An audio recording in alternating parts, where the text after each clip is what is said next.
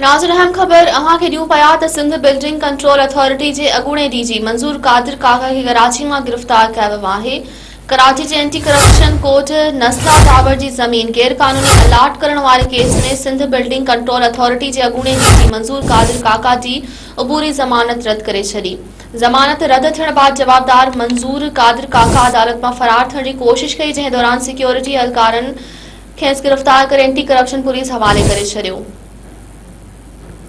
नाज़रीन अहम खबर हिकु भेरो ॿीहर अवां सां शेयर पिया कयूं त सिंध बिल्डिंग कंट्रोल अथॉरिटी जे अॻूणे डीजी मंज़ूर कादिर काका खे कराची मां गिरफ़्तार कयो वियो आहे।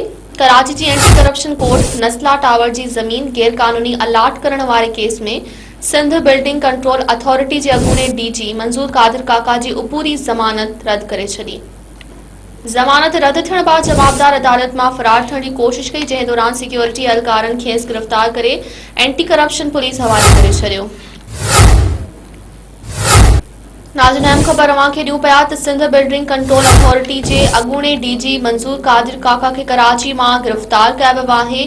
कराची जी anti corruption court Nasla tower जी ज़मीन गैर क़ानूनी अलाट करण वारे केस में सिंध बिल्डिंग कंट्रोल अथॉरिटी जे अॻूणे डीजी मंज़ूर कादिर काका जी अबूरी ज़मानत रद्द करे छॾी।